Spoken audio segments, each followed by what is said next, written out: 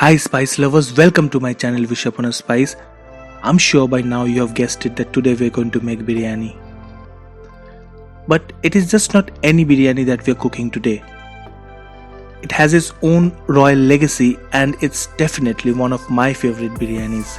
Yes, I'm talking about Avdi Ghost Biryani.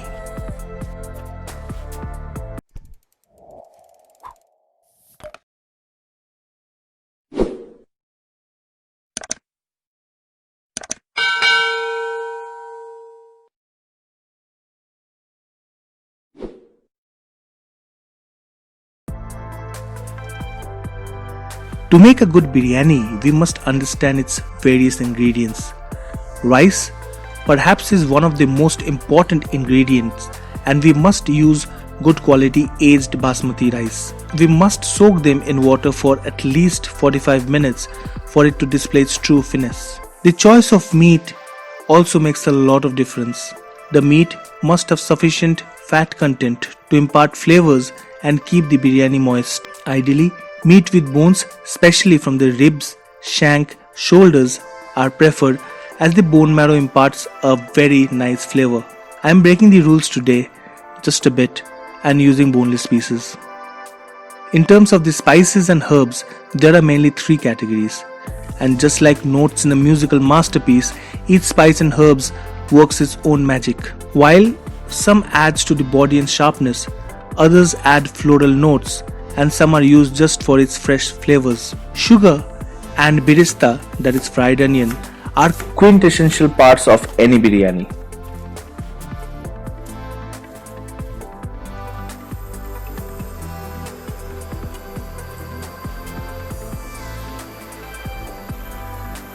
Onions tend to cook even after removing from the heat due to the residual heat which is already there.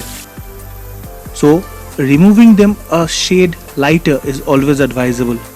Crisp golden brown onions add a rich flavor and balances the tone of the biryani.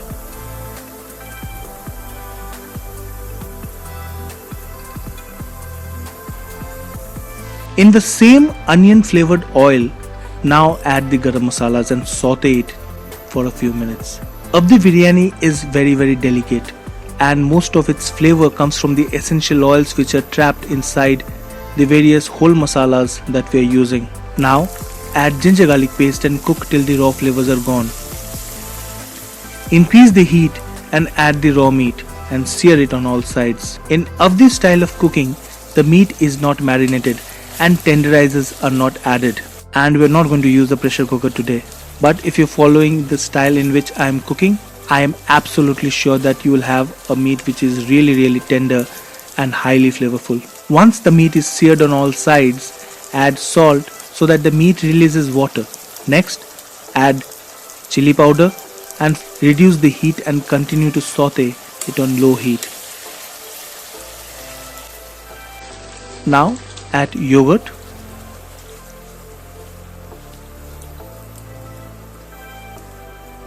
add green chili, and finally add fried onion.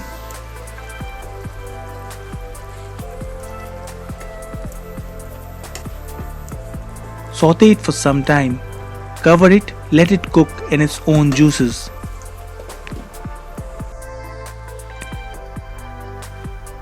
Avdi biryani is known for its delicate flavors and finesse, and hence the gravy needs to be strained to remove the whole spices.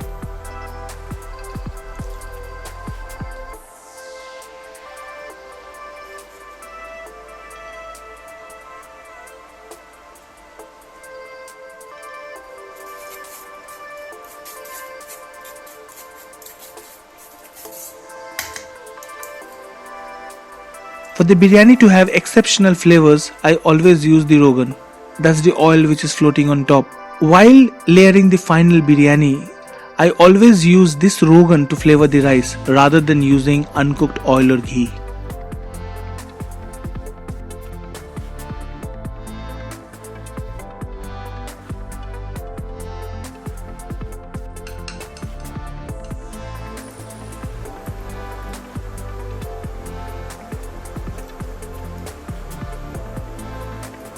Now let's start with the rice. Biryani rice needs to be flavored, and hence we are going to add whole garam masala, a little bit of oil, and of course salt. Salt is extremely important, and one of the things that I've realized is that if your rice is well balanced with salt and so is your mutton, you're going to never go wrong on the final product. While the rice is being cooked, we're going to make our flavored milk. To about 200 ml of milk, add the mace powder, cardamom powder, keora essence, and a few drops of meetha ether. Meetha ether is optional, but it adds a very nice flavor. And then finally we're going to add saffron.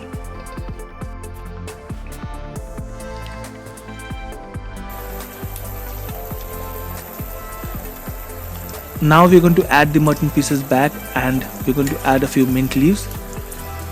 After a few minutes, I prefer removing the mint leaves, but it's a completely personal choice.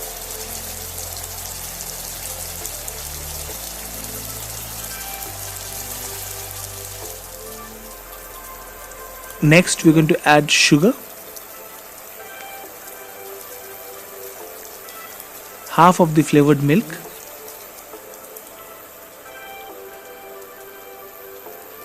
Followed by some mace powder, cardamom powder, and biryani masala. Saute it for about 5 minutes.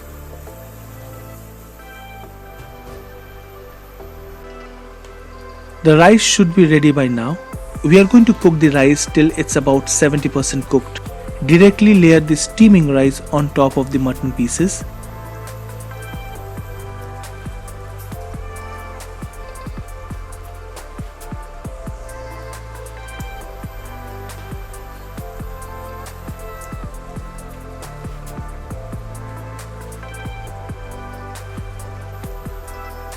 Layer the rice with rogan and flavored milk. I personally do not recommend any food colors, and I use the natural color of the biryani.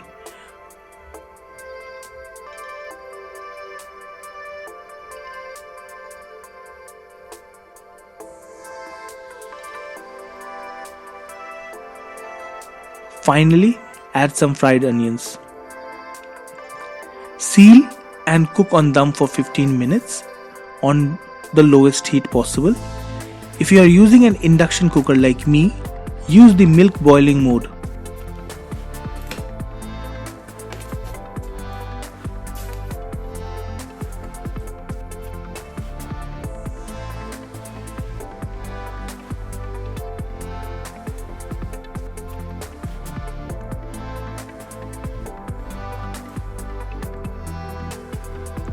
Avdi biryani is a very delicate biryani, and it's a harmonious blend of the cooking process, the whole garam masalas, the rice and the meat.